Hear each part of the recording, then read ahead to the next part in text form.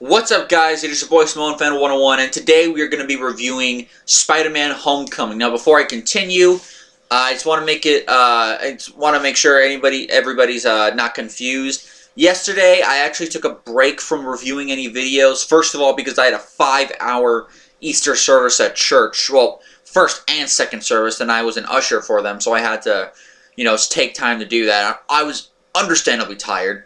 I did watch Spider-Man: Homecoming yesterday, but I just didn't feel up to reviewing it. Even that as early as 7 o'clock last night, I just didn't feel up to reviewing the movie. So I saved it for this morning. And today I also have to review Thor: Ragnarok and Black Panther before the library closes. So take that for what it's worth. Now I got that out of the way, let's look at the behind the scenes of the film. This film had a budget of $175 million and made a box office of $880 million, which of course made it a success. The film was directed by a guy named Jon Watts, and Jon Watts. Sorry, that was my tablet. It makes noises like that sometimes. Jon Watts is a relatively young director. He is known for doing such movies like a Cop Car, although some of them he's an actor for, some of them he's a director for. He directed a movie called Clown back in 2014. He directed, screenwrote, and produced Cop Car. And he's not only going to be, he wasn't only the director for Spider-Man: Homecoming, he's also going to be the director for Spider-Man: Far From Home. As well as the fact he was also a screenwriter for Spider-Man: Homecoming, so at least he had his own creative input. For the first time since The Incredible Hulk, this was a movie that wasn't just solely produced by Kevin Feige. Amy Pascal was also a producer. And in case any of you are unaware, Amy Pascal is a producer that works at Sony. Probably wondering what the fuck does Sony have to do with this. Well, a deal was made between Sony and Sony and Marvel of Disney, because twice had two different Spider-Man series failed, and Sony was smart enough to realize that they can't use another Spider-Man they can't make another Spider-Man series because no one's gonna trust them. So instead, they allowed the MCU to make movies with alongside Sony. So technically, both Sony and Marvel Studios have input together to make movies. Anyway, here's what Amy. But here's the thing: Amy Pascal is not that great of a person. She is very much like when she was in charge of Sony and was in charge of the whole Ghostbusters project. She was doing a lot of shady shit. In a lot of ways, she was the Kathleen Kennedy of Sony. And that's not a good compliment at all. She was the one who essentially... Sorry about that. She was the one who essentially pushed Ivan Reitman out of the director's chair of the Ghostbusters 3 project. Eventually it turned into the Ghostbusters reboot with all female characters. The movie ended up sucking, and because of all the shady shit that went on behind the scenes, and thanks to the Sony hack, she had to step down as the leader of Sony, which is just absolutely hilarious. So, yeah. Although Amy Pascal has produced a lot of really good films, but that's mainly in terms of producing while someone else handles the reins. Much like Kathleen Kennedy, Amy Pascal is good when working under someone else. When she actually has her own position of power, she sucks. Very similar to Kathleen Kennedy, very similar to other people. So I just want to get that out of the way real quick. So let's get into the actual plot of the movie. Well, we start back once again with a flashback. My lord, these flashbacks. I'm not mocking them, I just think it's funny. But this time, it's not a flashback to many, many years ago. This time it's a flashback to the aftermath of the Battle of New York in the first Avengers film. A man by the name of Adrian Toomes, played in this film by Michael Keaton. Yes, or Batman's own Michael Keaton. He and his salvage company are doing cleanup. But their operation is taken over by the Department of Damage Control, which is a partnership between Tony Stark, Iron Man, and the U.S. government. And he's understandably pissed off because this is his life's work. He spent a lot of money trying to help these guys out. So not only and in his mind, did they destroy part of the city, they're also being paid to rebuild it. Yeah, kind of fucked up. So we see the aftermath of that. They still have some of the Chitauri technology that they excavated, and instead of giving it back to government, they decide to sell it on the black market, leading into the next 8 years. Well, maybe not 8 years, more like 6 years. It's a weird story. So 6 to 7 years. I don't know why, looking up the plot information, it says 8 years. That's stupid. So, anyway, during the events of Captain America Civil War, Peter Parker, aka Spider-Man, is basically thrust into the battle, and we actually see, and this is during the events of Civil War, Spider-Man, or Peter Parker is doing cell phone footage, with the exception of one little moment. It's for the most part POV cell phone footage of him arriving in Germany, fighting against the Avengers. We even see Ant-Man in the background, going Giant Man and catching War Machine in his hand. So and Stark takes him back to New York, and then a couple of months go by. So this movie actually, in terms of the timeline, it actually takes place only a couple months after the events of Civil War. So technically, this still takes place in the year 2016. So yeah, he's back doing his Spider-Man theme. He still has the Spider-Man suit that Tony made for him in Civil War. He is doing his Midtown stuff. He's best friends with a guy named Ned. Ned Harrigan, I believe his name was. But his ambition, of course, is to become a full-time Avenger working under Tony Stark. To the point where he's actually had to quit several things he's in, like band practice and everything. He even quits his school decathlon team so he can focus more on crime fighting. And one night, when seemingly having nothing else to do, he finds a guy who's robbing ATM with advanced weapons. Apparently, these advanced weapons come from Adrian Toomes. They're sort of little ring there. And after fighting against them, he eventually very soon, quickly, his friend Ned immediately finds out that he is in fact Spider-Man after he decides to make a stupid mistake. Anyway, so he and Ned work together. Spider-Man ends up finding the same guys in the middle of a weapons sale to some other guy by the name of Aaron Davis, who of course is the uncle of Miles Morales in the comics, who is the Black Spider-Man that we all know. So we have that. We have Peter Parker. He tries to stop the sale, but is attacked by Adrian Toomes, and of course, if you know his name, he's the Vulture. And we actually see it very early on, him in his Vulture outfit. Very mechanical, not as kind of over the top as in the comics or even several of the TV shows. There's a very different looking kind of Vulture, which is cool. Vulture throws Peter. Well, Peter escaped, but he's landed in a lake and with a parachute and almost dies. But Iron Man Stark is able to save him, and is basically monitoring the Spider-Man suit. He also tells him that do not go after this guy. He's too big for you. Don't get involved. Peter understandably says no, and thanks to a tracking device, he finds out that they're going to Maryland, which of course is very close to Washington D.C. which is where the decathlon's taking place. Peter rejoins the decathlon team. Meanwhile, he has a big crush on a girl by the name of Liz Allen from the comics. And who, by the way, Liz is smoking hot. I mean, she's fine ass.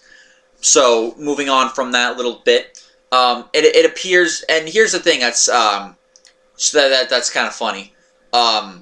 Ned, Ned hacks into the suit, gets rid of the tracking device on the suit, and actually unlocks the not baby monitor, but unlocks the training wheels protocol, which is funny. Yeah. And of course the Spider-Man suit gets his own voice, kind of like Jarvis and Friday are to Tony Stark. Peter eventually names it Karen, who, by the way, is voiced by Jennifer Connelly. They together try to find the whereabouts of the criminals, including the Vulture, and then Peter kind of fucks up and accidentally gets caught in almost an unbreakable place that he has to hack out of. Apparently, remember what I said earlier that the Vulture and his gang they're using Chitauri technology to build their weapons. Well, they've also been taking weapons from all the other major incidents, like the Triskelion incident from Winter Soldier, Sokovia. Everything happened in Sokovia. We even see a little bit of like a miniature Ultron head at one point, and all that good stuff. So yeah, we have all that. We have it's revealed that one thing that they found, which was like a purple glowy thing, is actually a Chitauri grenade, a Chitauri explosive, and it could explode at any point in time. Ned has this, that he doesn't not know it. So Peter breaks out of the facility that he's trapped in and goes up to the top of the Washington Monument to save not only Ned, but also his classmates, including Flash Thompson and Liz Allen. So now Peter's on a mission to try to capture the Vulture. He goes to Aaron Davis, who was making the arms deal earlier in the film, and after finding out about it, he aborts a boat. Staten Island ferry to capture him, but he's basically the Vulture escapes. He attacks him. Matt Gargan, who would later be Scorpion in the comics, also attacks him. And after a malfunctioning weapon happens, it tears the ferry in half. Peter tries to pull it together, but he's unable to do it. Then Tony comes in to help him out. And unlike early in the movie, where it's just a remote-controlled suit, this case it actually is Tony. And while giving him a real bit of tough love, he chastises Peter and takes away the suit as a result of his recklessness and going head first into things without truly thinking about it. Anyway, so yeah, because of this, Peter returns to basically his high school life. He asks Liz on a date, in which she says yes. He's got his affairs in terms of school stuff back in order. He's not getting in trouble because at one point he was in detention and he had to escape in order to find the Vulture on the ferry. And the funny thing is, when Peter's back, by the way, to his old crappy Spider-Man suit that was briefly seen in Civil War, but we didn't get a good look at it. Instead, we see Peter pick up Liz for the dance, but as it turns out, in a bit of shock and hilarity, Adrian Toomes is Liz Allen's father. Although, I don't think they ever call her Liz Allen in this film. Let me check real quick. Yeah, I don't think... they only ever really call her Liz. They don't call her Liz Allen in the film. And granted, she is called Liz Allen in other forms of media, almost every other one. But of course, this is the MCU, where things are subject to change for the sake of the story. And it works here. She is... Adrian Toomes is Liz's father, and thanks to Liz talking about him, talking about the weird things like him disappearing and doing certain things at different times, on the way, dropping them off to the homecoming dance. Of course, homecoming dance, Spider-Man Homecoming, you get the gist. He very quickly realizes that Peter Parker is in fact Spider-Man, and I gotta say, not only when he finds out, but when he intimidates Peter in the car, he's fucking scary. And he's like, if you tell him, I'm going to kill you, and I'm going to kill your whole family. For my family. I'm like, and the way he does it, and the way it's shot, And the way the first scene was shot, when he finds out and you get the little bit of the coloration up close and personal, I'm like, I'm fucking frightened by this guy. Like, holy shit. Oh, man. It just scares the piss out of me. So then, Peter puts on his old Spider-Man suit, and thanks to Ned, is able to defeat the Shocker, or at least the second Shocker. We'll get to that in a bit. Because the first Shocker died early in the film. Second Shocker, then he goes after Adrian Toomes, who at this point is trying to take stuff from a plane. The damage control plane has things like various weapons, technology, arc reactors, even Iron Man's spare Iron Man suits, and Spider-Man goes to stop him. They fight each other. The plane. And by the way, Avengers Tower was being sold, so that way they can go to their new headquarters. I don't know what the hell the Avengers compound was for, I guess, unless this is like the brand new Avengers compound, and this is this is just Tony Stark's new home. I don't know. Anyway, so they fight. They fight Spider-Man and Vulture. The plane crashes on a beach. Spider-Man fights the Vulture, and the Vulture, and while Peter doesn't technically win, the Vulture's suit kind of explodes after malfunctioning too much, and Peter tries to save him, and eventually does, even after the explosion. Everyone is captured. Everyone except for the Tinkerer, I guess, who's like the Ned of the Vulture. You know, kind of like the weapons maker guy. So yeah, Toomes is captured. He's arrested. Liz has to move away because it was revealed to the public that he is in fact not only the Vulture, but also Liz's father, and so she moves all the way to Oregon, on the other side of the country. So yeah, there's that. A girl named Michelle, who has been a part of this movie throughout the whole time, is revealed to be this film's MJ. Take that for what it's worth. She's also not white like Liz. Liz is supposed to be white in the comics, and I don't mind that. I don't mind they changed the race of the race. Even whether it's a guy or girl, I don't mind they did that. In fact, she was actually pretty funny. I'll get to that soon. Anyway,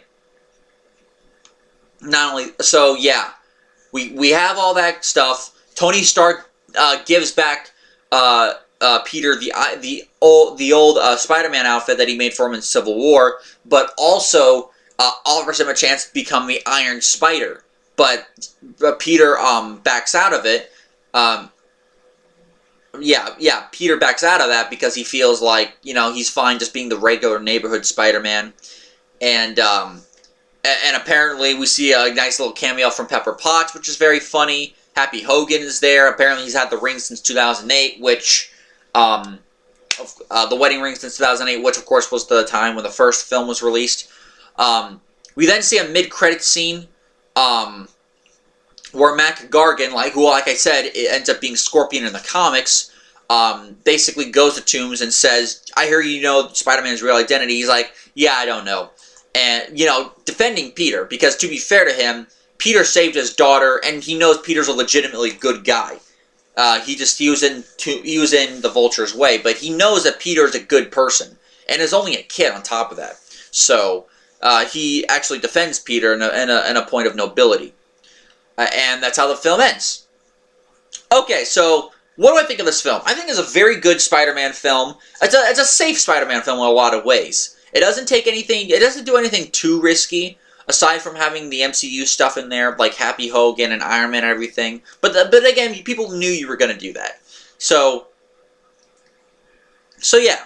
So what do I think of this film? Like I said, it's a very, very good film. Let's talk about the casting. Tom Holland, like I said in Civil War, is absolutely great as both Peter Parker and Spider-Man. Like I said before, Tobey Maguire and Andrew Garfield captured certain aspects of the character right, but other aspects were, in some ways, kind of lacking. Tobey Maguire was a better Peter Parker in terms of look and in terms of the awkwardness, but it was always just acceptable as Spider-Man. Whereas Andrew Garfield always had an acceptable Peter Parker, but was always a great Spider-Man under the outfit. He could be snarky, talking crap to his people, which is something that Tobey Maguire rarely, if ever, did. So, and now Tom Holland, you got a mix of both. Someone who is the young, awkward type, but is also a guy that's believable under the Spider-Man suit. And you know he's cocky because he's still a 15-year-old kid in this film.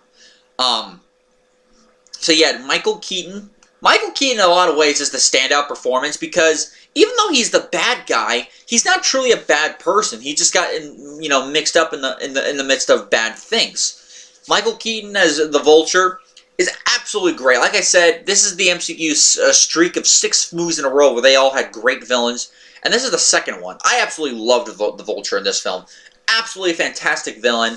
And they took a character whose villain wasn't always on the top tier list of Spider-Man villains, like, say, Green Goblin, Doc Ock, and Venom were, and they made him a legitimately creepy, intimidating figure. As well as someone you could actually understand what they're doing because they love their family that much. You have the return of Jon Favreau as Happy Hogan, who we haven't seen Happy Hogan since Iron Man 3, when he was put in the hospital because of all the Mandarin extremist attacks. You have Donald Glover's Aaron Davis. He's only in 2 scenes in the film, but I liked Donald Glover's Aaron Davis. I thought he was very good in the role. You had Marissa Tomei as May Parker, which she was in Civil War, but only briefly. But Marissa Tomei as May Parker, I really liked her. She notice how, and again, very similar to the I was going to say Maguire, to the Sam Raimi films and the Mark Webb films. The Aunt May's been getting younger and younger. Aunt May was your traditional old looking aunt in the Raimi films. In the Webb film, she was younger, but she was played by Sally Fields, who, if you remember, she was also the one that played the wife or the mom for Mrs. Doubtfire. I forget her name. But yeah, and with each film, they've been getting not only noticeably younger, but also hotter. Hell, they even make fun of that in Civil War, saying that Aunt May is an unusually attractive aunt, which is just funny. Anyway, so yeah, and there are moments where she does go over the top, but it's in a way because she loves her nephew, and she wants to take care of him, and you can tell she does really love him. And so I like how they conveyed that part. Robert Downey Jr. as Iron Man, like I said, is all great as always. But I liked how in this film they showed that, yeah, and Robert Downey Jr. as Iron Man, I mention him because, okay, he's always great. But I mention him because he kind of takes the role of Uncle Ben in this movie. Because if you remember, because we've already seen 2 film series where we were introduced to the Uncle Ben character. We saw their deaths in both films, so they didn't want to go on repeat. So instead, they went for something different, and I like that. I like that they went for something different. And while they did briefly mention, without actually saying the exact lines or the names, they did mention. Hang on, my light's off. There we go. That's a little bit better. Anyway, I like how they, even though they kind of mentioned Uncle Ben in Civil War. They didn't mention him by name, nor did they say great power comes with great responsibility, though they did allude to that. I like how he took the role of the father figure, because that's what he needs. Peter Parker needs a father figure, and he looks to Tony Stark as that, which it makes sense why he wants to be like Iron Man, because he sees Iron Man like a father figure, but Iron Man sees that he knows he's not perfect, he knows he's made mistakes, and he wants Spider-Man to be better than him. That's why he's so hard on him. Hang on, there's something wrong with the camera. Yeah, that's... Oh, you're kidding me. Hang on. That's why he's so hard on him. Because he wants Peter to be better than the kind of, not damaged, but kind of a messed up person. I mean, not messed up, but the kind of person that Tony Stark is. He wants him to be a different person altogether. Hang on. So many cords around my thing. I'm trying to get rid of the flash. At least get rid of most of it. There we go. You guys, is it better for you guys now? Okay, good. So you have that. You got Gwyneth Paltrow returning as Pepper Potts at the very end. Apparently, Pepper and Tony have fixed things up. even though it's been only a couple months, they've fixed things up since the events of Civil War, probably because of what happened. And, you know, Pepper and Tony get back together, and clearly they announce that they, that they get married.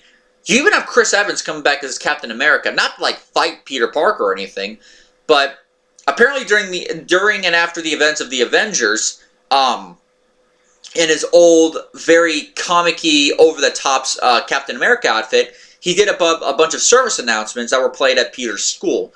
Detention, the Captain America fitness program, and that even leads to a joke at the very end of the film. I think it was actually the post. I forgot to mention this. The post-credit scene, and he's like, "How many more of these things do we have to do?" Even Steve Rogers was like, "How many more?" I found kind of funny. Jason Batalon, or Batalon, however you say his name, he's the guy that plays Peter's best friend Ned, and he's honestly one of the funniest characters, and is still very much like a kid. So we don't really get his last name in this film. I think Harrigan was given to someone else, so that may have been just a screw up on my part. But yeah, I really enjoyed Ned in this film. Well, Laura Harrier plays Liz. I'll get to Laura Harrier, and it's nothing with her fault. It's just the way the character was portrayed. But Laura Harrier did a decent enough job. Tony Revolori plays Flash Thompson, who is not the big the big blonde bleach blonde jock that he is from previous bits of media, but is instead kind of like the rival. Funny, he's like the rival nerd and the decathlon team to Peter Parker, and he is self-centered, very much like he always in the comics. But they did change his character up enough to that he's not a jock and a bully. He's just kind of a dick, and is very smug. And so they did get that part down, which did give us some good moments. You had a bunch of people. Yeah, like I said, Matt Gargan, who was played by Michael Mando, who I believe, I have not seen the trailers for Spider-Man Far From Home, but I believe Scorpion is a character in that movie, and we're probably going to get the same actor, Michael Mando. And we even have a cameo appearance of a young Betty Brant, who, again, they changed her from the comics to make her a teenage kid from Peter's school. And in case you're wondering, she's played in this film by Angourie Anjori Rice. I'm not familiar with the name. I've never really heard of her before, so take that for what it's worth. Anyway, so you have all of that stuff. You have got all the acting. You got, like I said, as per usual with these films, great special effects, especially for the Vulture outfit. I do like, not an effect, but I do like how Spider-Man's old suit looks. I'm like, you know what, a kid probably would come up with a suit like this. I did like Spider-Man's old suit. I liked the back and forth between Peter and Karen whenever they did have time together talking. I thought it was funny, and I wish we would have gotten more of Karen. It's one of those things where you got a decent amount, but you wish you got more of it because it was just that good and that entertaining. You have a lot of really good shit in this film. The plot is a very basic plot, but again, it's it's not overly complicated with a bunch of shit. They make it simple, but they execute it so well because you know the characters, you know what they're up for. It's a very paint-by-the-numbers Spider-Man film, but they execute it so well that it's almost great. Almost. And that leads into the one problem I have with this film. It has to do with the love interests. Now, granted, there's technically two of them, but you can kind of tell that one of them has the hots for Peter just by the way they act. The girl who plays Michelle Jones, or MJ in this film, she's played by a girl called Zendaya, who I think is like she's like some kind of, I know she's a celebrity. Oh, she's a singer. I remember now. Zendaya is a singer, but she's also an actress. And she actually is very funny in her role. She's very good. I forgot to mention earlier. She's good, she's funny, she's entertaining, and she says things that in the eyes of a blank guy or a blind guy might be like, oh, she's just another SJW feminist. But unlike other films, A, she's funny, and B, she's just a she sees herself as kind of like lower than some other people. So you can understand that. And she's not like an SJW, like, oh, she hates all men. She's like, I don't give a shit. Which, that I can respect. There are girls and women, and even guys who just don't care and do whatever the hell they want. But you can tell, you can kind of tell, oh, he's dropped out of this, and that. And everyone's looking at her. It's like, okay, clearly she has some kind of, some hots for him. Clearly that's been made evident. But at least that's how I see it. But then you have the other the real love interest of the film, Liz, played in this movie by Laura Harrier. Like I said earlier, Laura Harrier does a good job in the role. There's one big problem. Liz, aside from being hot, is not that interesting of a character. And it sucks because she is likable. But here's the thing. Aside from being the daughter of Adrian Toombs, there's nothing interesting about her. Granted, she's pulled into all this thing. She's good looking. She's hot. But that's about it. Peter likes her because of how she looks. She is a good person. She's not like one of the jerks in the comics. She is a legitimately good person. She is someone who does, in a way, like Peter. She's got a crush on Spider-Man. So you have the tools to make a great character, but they just didn't do that. And to be fair, I think this more, because the MCU's done a good job up until this point of making their female characters, whether they're heroes or not, making them feel important or feel interesting. This is the one character that didn't feel interesting, and honestly, in my opinion, that I put more on Sony than I do on... I put it on Marvel Studios, of course, but I put it on Sony because Sony has a history of not having the most interesting female characters. Look at Mary Jane Watson from the first Spider-Man series, the Raimi films. I like Kirsten Dunst, but anyone who says that, say, Mary Jane was a better character than Gwen Stacy was from the Web films, you're fucking lying to yourself, because she's not. I mean, she's likable in the sense that it's acted well, and Kirsten Dunst is trying, but the character's not written well at all. She's a complete and utter tool. And aside from being the daughter of the Vulture, as much as I want to like Liz, she is a tool. So that, if there's any major flaw I had a problem with in this movie, it's that Liz is not interesting at all. So she's kind of like she's kind of like in the Mary Jane category of the Raimi films, and that's not a good look. She should have been more like Gwen Stacy, where she felt at least a little bit more important, or tried to do more things. Instead, the most she ever did was run a decathlon team and set up for Homecoming. And apparently has a crush on Spider-Man. That's it. The only thing truly interesting about her is that her father's the Vulture. And that was a twist. That was a really cool twist, especially for especially between the dynamic of Spider-Man and the Vulture, but not for Liz. It doesn't really add up to much, aside from her moving away, of course.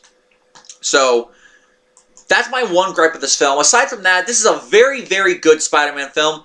I'm going to give it an 8 out of 10. It's not perfect, not by any means. It has its issues, but it is a very good entry into the Spider-Man lore, as well as a very good entry into Phase 3 of the Marvel Cinematic Universe. So, until then, be well, stay safe, have a good, like I said, 8 out of 10. Be well, stay safe, guys. Like, comment, and or subscribe down below. And until next time, guys, I'll see you later today when I review Thor Ragnarok. Until then, peace.